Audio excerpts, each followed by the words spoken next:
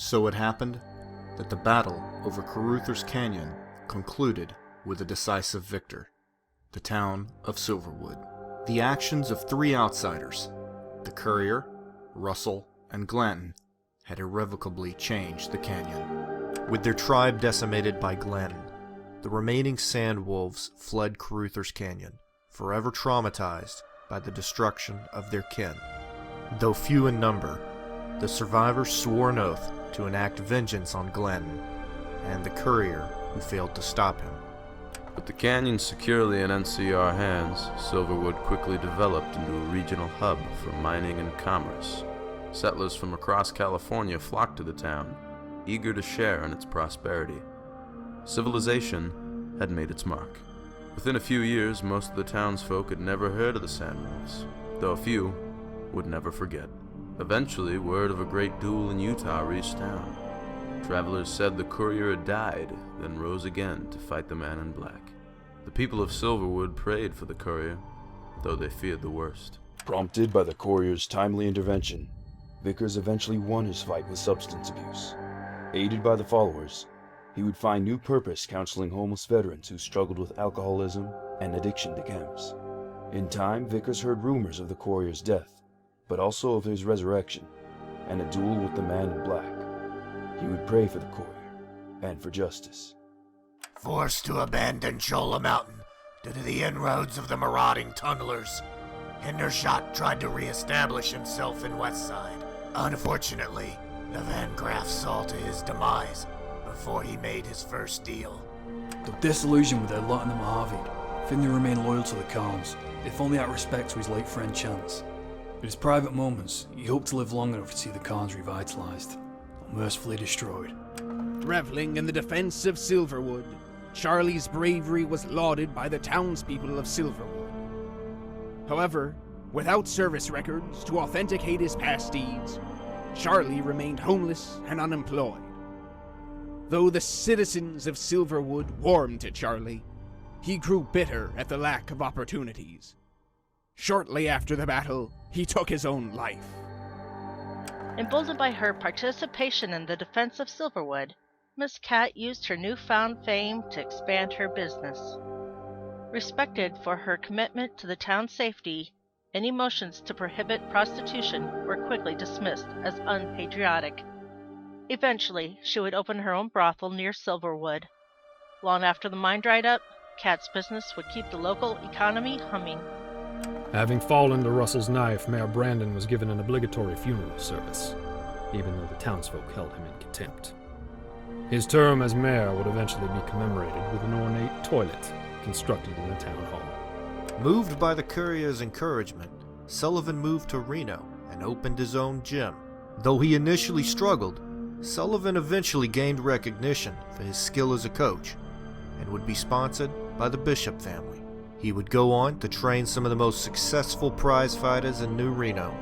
Irrevocably altered by the crucible of battle, Parmley looked beyond himself for the first time in his life. Determined to make a difference, he enlisted with the NCR, eventually earning the title of Ranger.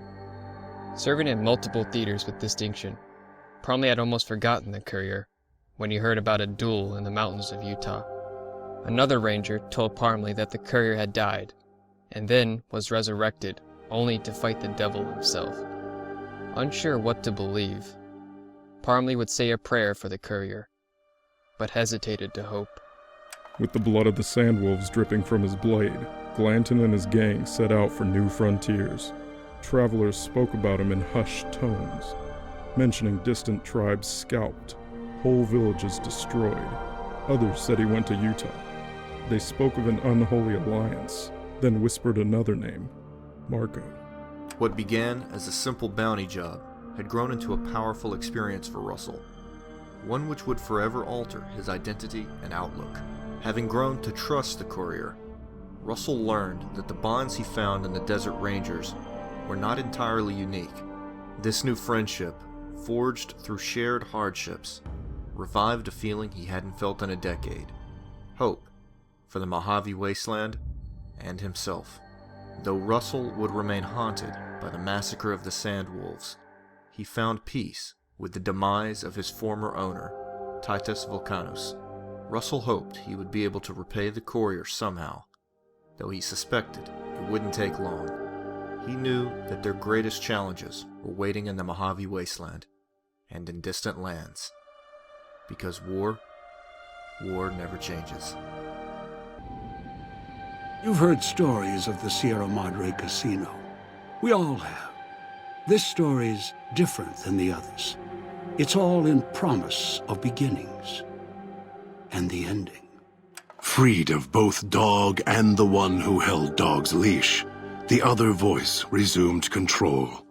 First the mind, then finally the mutant's shell. His first act was to tend to the scars on the body with careful hands, slowly healing all the scars, except the ragged name torn on his chest. He briefly thought of remaining at the Sierra Madre, but it was a monument built by humans, representing something he no longer needed. He began walking west, in search of others like him. As he did, he spoke of the courier who had set him free and allowed his life to begin again. Dean Domino, entertainer, singer, thief, had his last show on the Sierra Madre stage.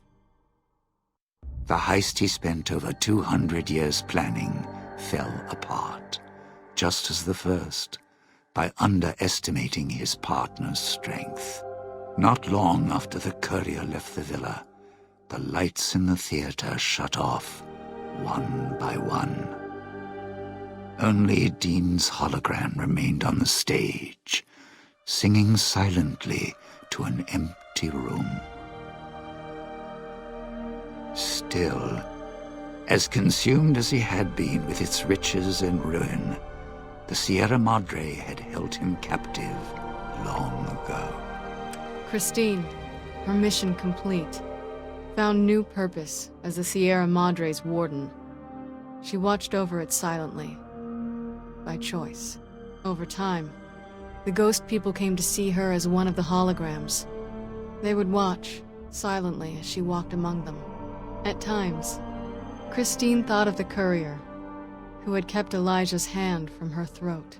The courier reminded her of the other courier she had met in the Big Empty, and wondered if the two had found each other at last. She did not think of them again until she heard the legends of the Divide. The Divide, where the two messengers, the two couriers, fought beneath an ancient flag, at the edge of the world. You've heard of the Sierra Madre Casino. We all have. The legend, the curses. Some foolishness about it lying in the middle of a city of dead. A city of ghosts, buried beneath a blood-red cloud. A bright, shining monument luring treasure hunters to their doom. An illusion that you can begin again. Change your fortunes. Finding it, though, that's not the hard part. It's letting go.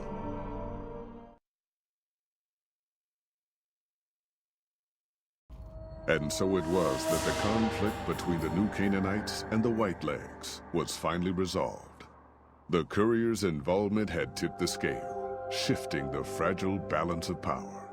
Despite their defeat at Three Marys and the death of their war chief, the Whitelegs were determined to pursue the other New Canaanites. But when they finally tracked down their prey in Colorado, they discovered the tables had been turned. The Whitelegs who survived the New Canaanites' ambushes were hunted down by dead horses before they could reach the safety of the Great Salt Lake. When word of the Whitelegs' diminished numbers reached the 80s tribe, war was declared, and by year's end, the Whitelegs had been wiped out. The Sorrows fought beside Joshua Graham and the dead horses, eradicating the threat the Whitelegs posed to Zion. When the courier and Joshua Graham felled Salt upon Wounds, their victory was celebrated with a great feast. The Sorrows' transformation from a peaceful, timid tribe into a proud and warlike people broke Daniel's heart. He tried to take solace in the knowledge that they would remain in Zion, but it was a small comfort. The sorrow's innocence was lost. Having helped eradicate the Whitelegs from Zion, the Dead Horses returned to Dead Horse Point in triumph. They remained neutral toward the Sorrows, but as years went on, there were periods of competitive friction, even violence between the tribes. The new Canaanites, Daniel especially, intervened regularly as mediators, but found it difficult to reconcile the tribe's conflicts. The defeat of the Whitelegs in Zion marked a turning point in the fortunes of the Happy Trails Caravan Company. Every 2 months, the caravan met with the new Canaanites in Zion Valley to trade. Happy Trails soon returned to prosperity. The vigilance of the Sorrows and Dead Horses in defending southwestern Utah, initially startling to Happy Trails caravans, soon proved a blessing. The tribes united against the 80s, driving them back from Highway 50, and thus opening yet another trading route for Happy Trails caravans. Follows Chuck took the courier's words to heart and decided that he would behold the sights and sounds of distant lands with his own eyes and ears. After returning to Dead Horse Point, he quarreled with his family and other tribe members about his ambitions. One morning, they awoke to discover that Follows Chuck had set off alone, westward, into the wilderness. He was never seen again. Though the courier had stopped Joshua Graham from executing Salt-Upon Wolves, the war chief still fell in battle. The Whitelegs defeated at Three Marys. Joshua led the Sorrows and Dead Horses in tending to their comrades and burning the corpses of their foes. He continued to advocate militant opposition to the enemies of New Canaan and showed little quarter to those he fought. And yet he was changed. He no longer reveled in the brutality and cruelty for which he had been known in his former life. His inner demons, if not extinguished, were at the least appeased. For years after the defeat of the Whitelegs, Daniel did his best to minister to the Sorrows' spiritual needs. Try as he might, he could not hold back the tribe's increasing militancy and reverence of Joshua Graham. Demoralized, he returned to his family and Dead Horse Point. His failures haunted him for the rest of his days. And with that, the courier walked out of the history of the tribes of Zion and back to the gathering storm of the Mojave Wasteland. As it had been in the years before the Great War, Big Mountain, the Big Empty, became home to one of the brightest minds of the 23rd century. The courier watched over the Big Empty for years to come, caring for it and keeping its discoveries safe until they were needed to help others. Which had always been Big Mountain's purpose. Past the laboratories and science, it had always been intended as a place to build the future of all mankind. The Sync Central Intelligence Unit was impressed by the amount of exploration the courier had undertaken. Facilities believed lost, destroyed, or ones that had simply gotten up and walked to new locations had been rediscovered by its intrepid new master. Internally, the artificial personality debated as to whether it preferred the old management to the new, and concluded that the courier's thorough approach to research and investigation was admirable and worthy of its respect.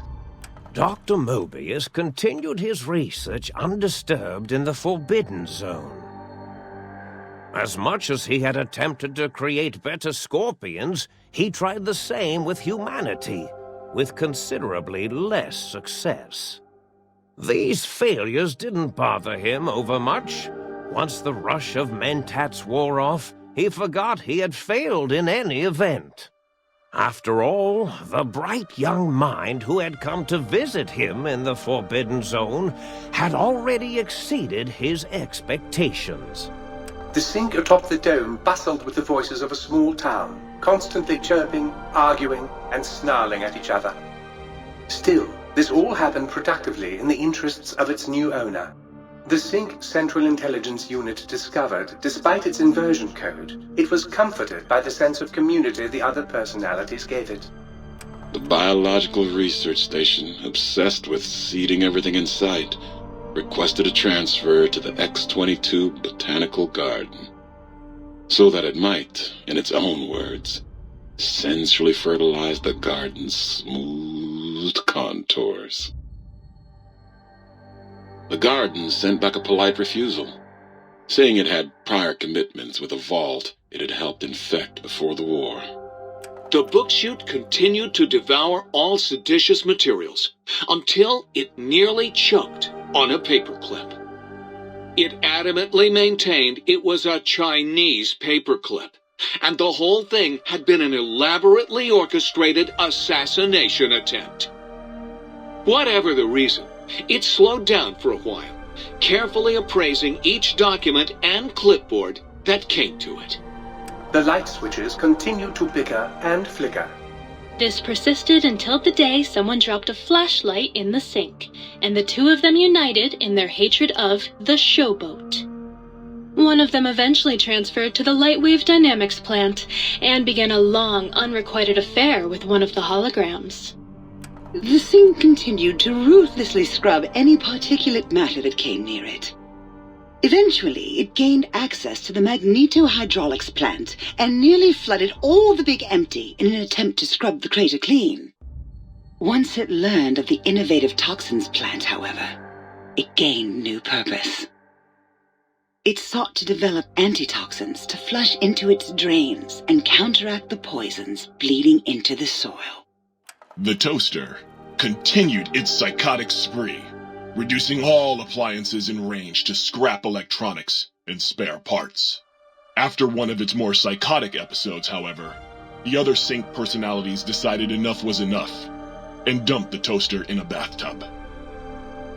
Sparking and hissing, the toaster swore its enemies would rue the day when they had bread and no way to toast it. Muggy did his best to collect coffee cups, although in his quest, he accidentally trapped himself in Higgs Village. It might have been the end for poor Muggy. Except, he found it peaceful there, tidying up the kitchens of the think tank professors back when they had been flesh and bone.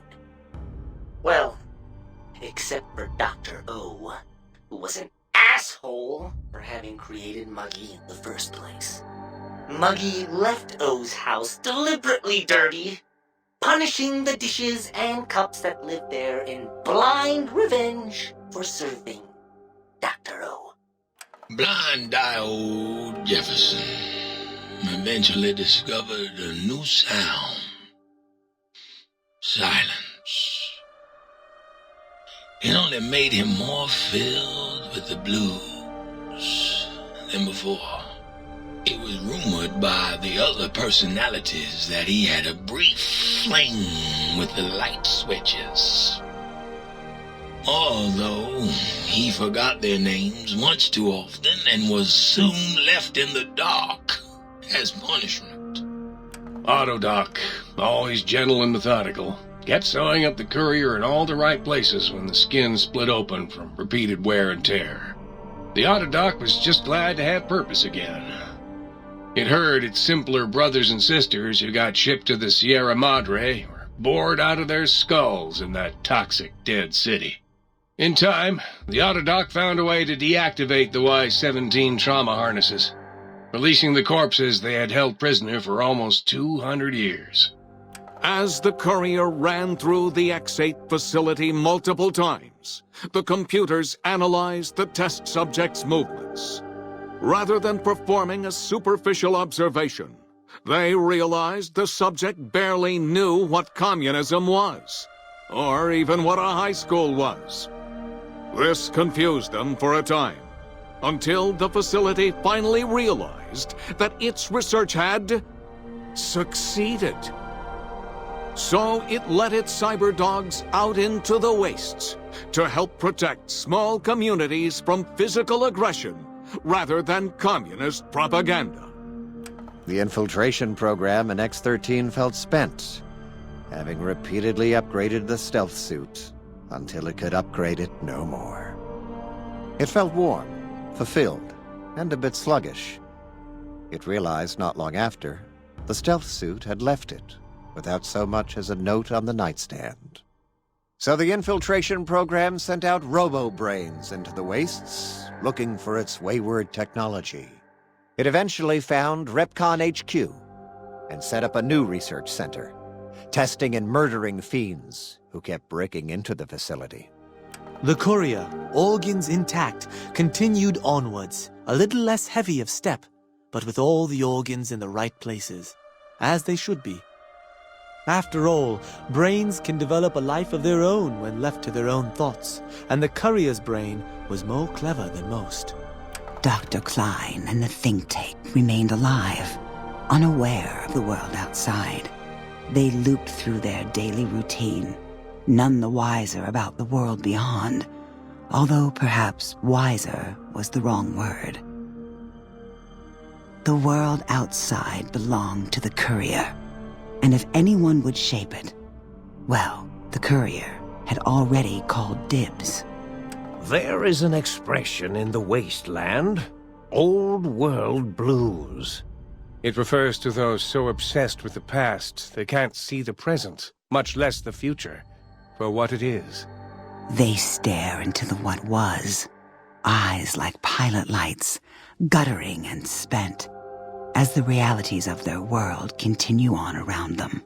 Science is a long, steady progression into the future. What may seem a sudden event often isn't felt for years, even centuries to come. In the times following the Second Battle of Hoover Dam, however, Old World Blues took on a new meaning. Where once it was viewed as a form of sadness, nostalgia, it became an expression describing the potential for the future. It can be easy to see science as evil, technology unchecked as the source of all ills, all misfortunes. With the courier at the helm, science became a beacon for the future. There was old world blues, and new world hope. And hope ruled the day at Big Mountain. We could say more, but the stories in the Big Empty speak for themselves. Now armed with the transportal Ponder, the courier could return to the dome at any time and crack open the secrets of the Big Empty one by one. The Sink sat vigilant, waiting for its master to return, shoes covered in Mojave dust. Only one road yet remained, and it was one the courier had to walk alone.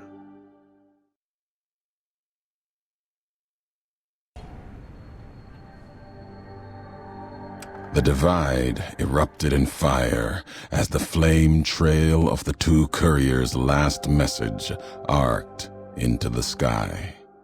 Missiles fell on the east, and the Legion encampment at Drywells, where the Twisted Heres had allied, then been betrayed by Wulpus and Caesar. Legion soldiers died, their silhouettes blasted into the ground and earth, the last word of the last of the Twisted Heres. It was an ending to things, a way of erasing the road that had led to this point and the history that had walked with it. At the end of the struggle, only one courier remained in the heart of the divide, the true courier. Courier 6. The courier tore the ancient flag of the Commonwealth from its cables and cast it over the corpse. Though whether done as a sign of respect or in anger for what had been endured to reach this moment, that is unknown. Interpretation is something best left to history, and only the surviving courier would ever know for certain.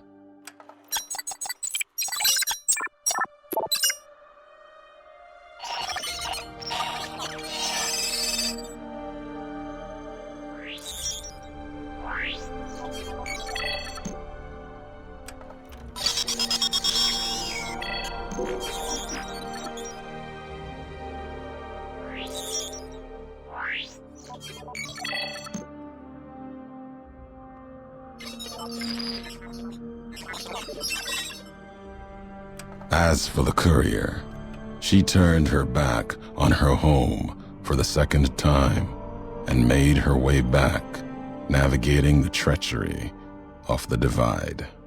Tunnelers and the marked men avoided the lone figure, as if recognizing the courier's right to passage, or out of fear. The courier walked until she stood again upon the edge of the divide, the last road she would walk before the second battle for Hoover Dam. There, beside her feet, was a final package from one courier to another, a footlocker bearing a gift and a message. But that message, it is something for couriers to carry, and for them alone. The lights flickered across the divide, reminders that the old world histories persist and find meaning in the present. It said, war never changes. Women do, through the roads they walk, and this road has reached its end. And so the courier who had cheated death in the cemetery outside Goodsprings cheated death once again, and the Mojave Wasteland was forever changed. Mr. House's Securitron army took control of Hoover Dam and the Strip, pushing both the Legion and the exhausted NCR out of New Vegas. Mr. House continued to run New Vegas his way, a despotic vision of pre-war glory. The streets were orderly, efficient, cold. New Vegas continued to be the sole place in the wasteland where fortunes were won and lost in the blink of an eye. The courier, fair and kind-hearted to those in the wasteland, ensured that Mr. House would keep New Vegas stable and secure for future generations.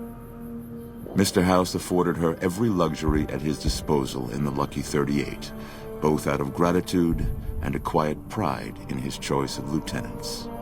Tabitha and Rhonda went east, through Caesar's Land. Occasionally, tales of their exploits found their way back west, though few believed them. Eventually, the stories concerning the duo were collected and published, and proved to be quite popular with children.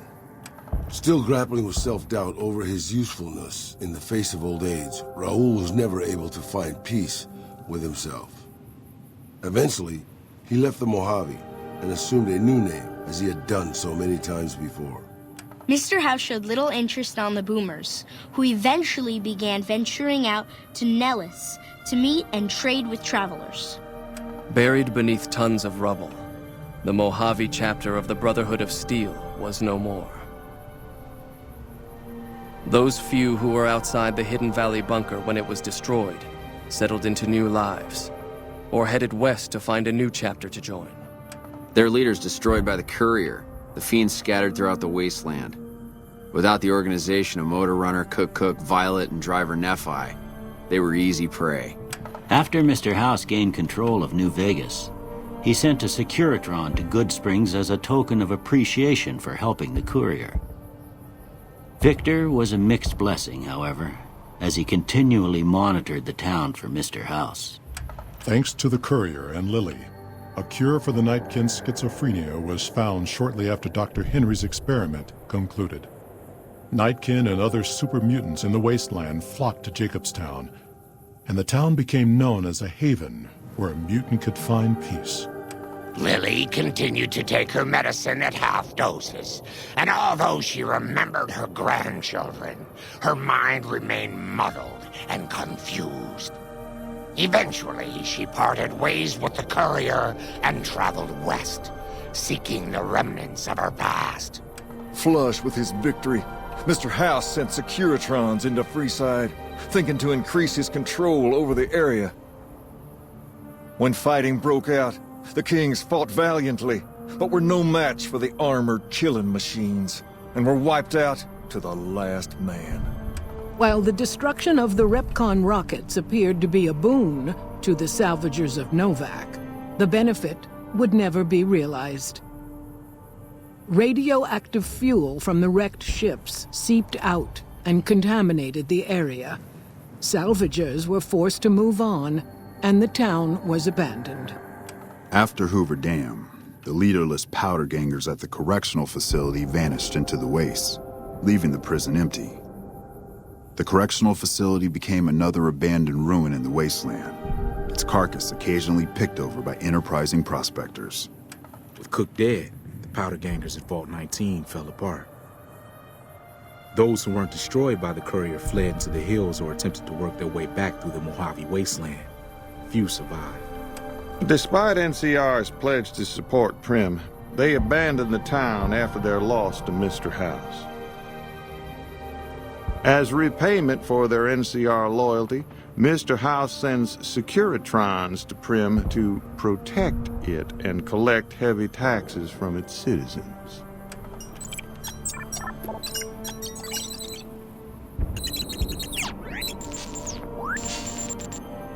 And so the Courier's road came to an end, for now.